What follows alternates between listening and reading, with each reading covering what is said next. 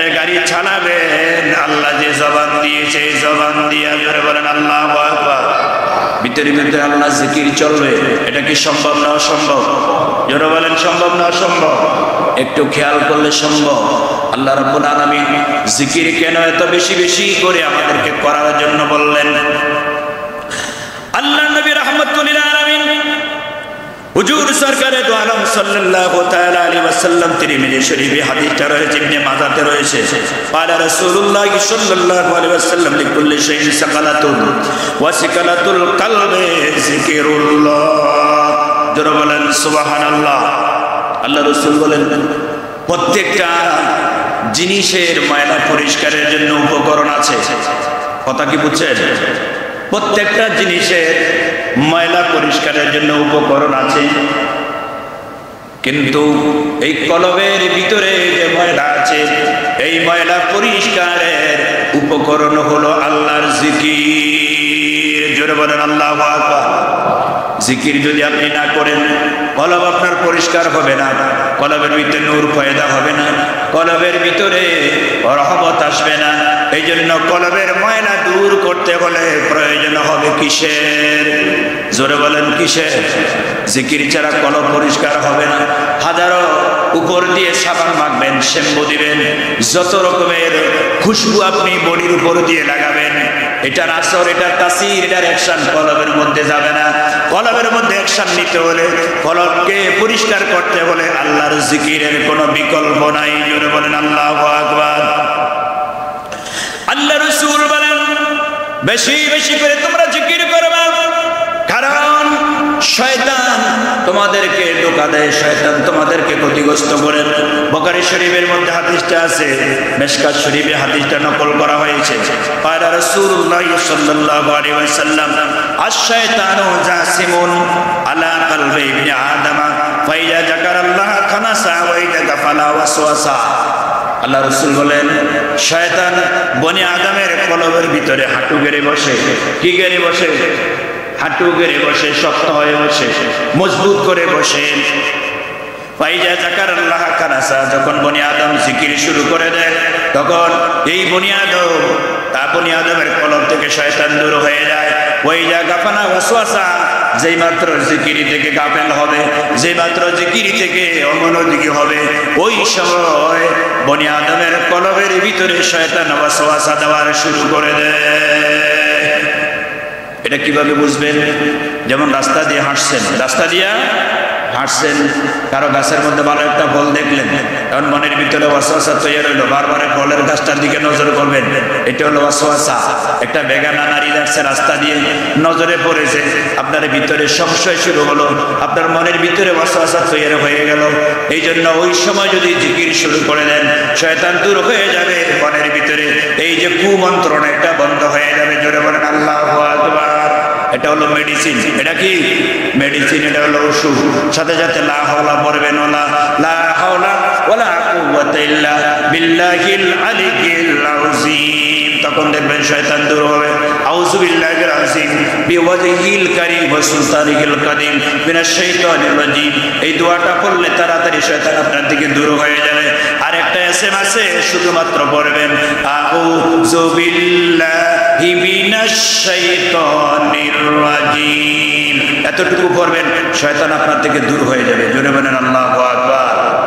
জিকির যত করবেন তত আপনার রৌনক বাড়বে, তত আপনার মর্যাদা বাড়বে।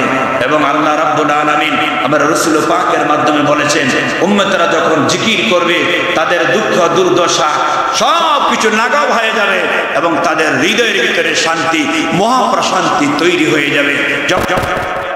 যে কোনো কর্ম কোনো ব্যক্তির সাথে, অফিসের সাথে, আদালতের সাথে, অথবা কোনো কর্মযজ্ঞে আপনার অফিসের কর্মকর্তাদের সাথে, অথবা অফিসের কোনো কর্মচারীদের সাথে, অথবা পারিবারিকভাবে ছেলের সাথে মেয়ের সাথে আপনার বিবাদ হয়েছে, ঝগড়া হয়েছে, মনোমালিন্য হয়েছে, ওই সময় আপনি কি করবেন?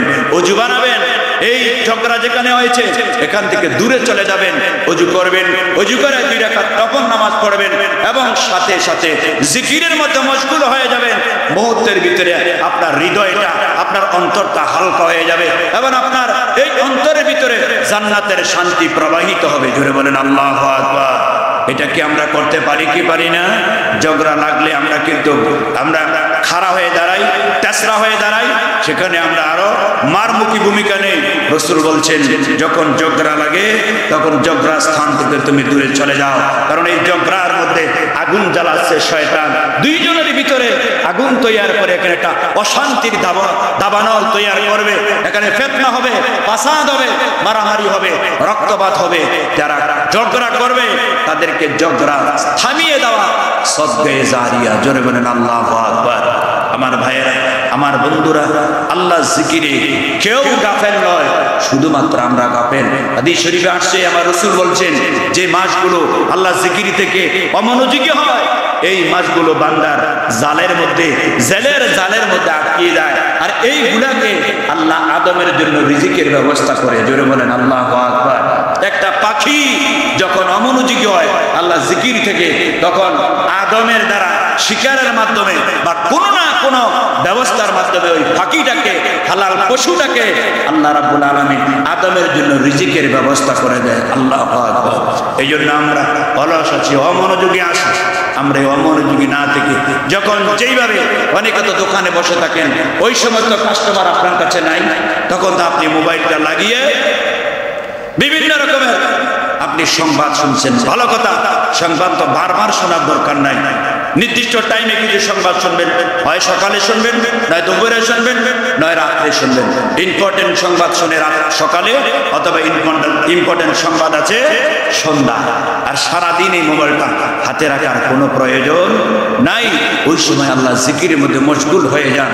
যেমন আপনি হৃদয়ে শান্তি পাবেন, এবং আপনার হৃদয় থেকে, অন্তর থেকে আপনার কালিমা দূর হয়ে যাবে।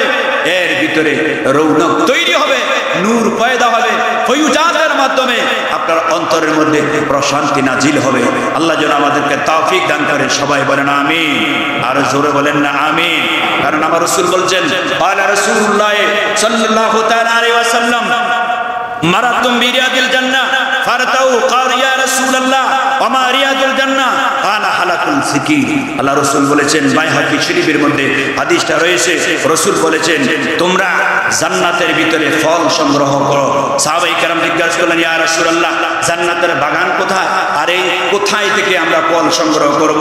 আল্লাহ রাসূল বললেন, ওয়া মা রিয়াদুল জান্নাহ ক্বালা হালাকুল জিকির। নবী বলেছেন জিকিরের যে মজলিসটা, এই মজলিসটা হলো জান্নাতের বাগান।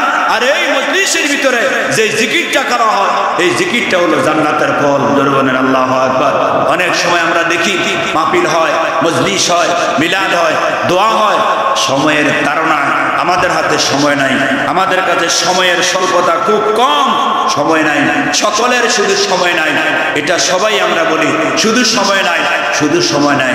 রাসূল বলছেন যদি একটু সময় পাও, এই জিকিরের মজলিসে বসে যাও, মুনাজাতে শামিল হয়ে যাও। হতে পারে এই জিকিরের মজলিসটা তোমার জন্য আখিরাতের ময়দানে নাজাতের জরিয়া হয়ে যাবে। জোরে বলেন আল্লাহু আকবার। এই জন্য আমরা জিকির করবেন, আপনারও জিকির করবেন।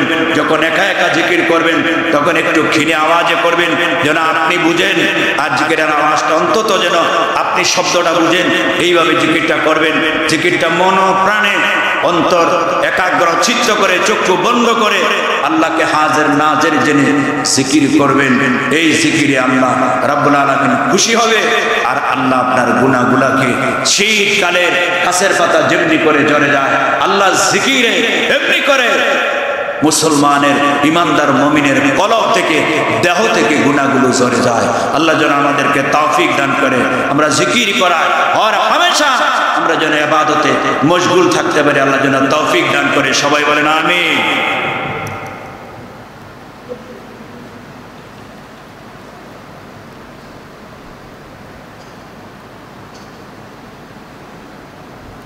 পঞ্চাশ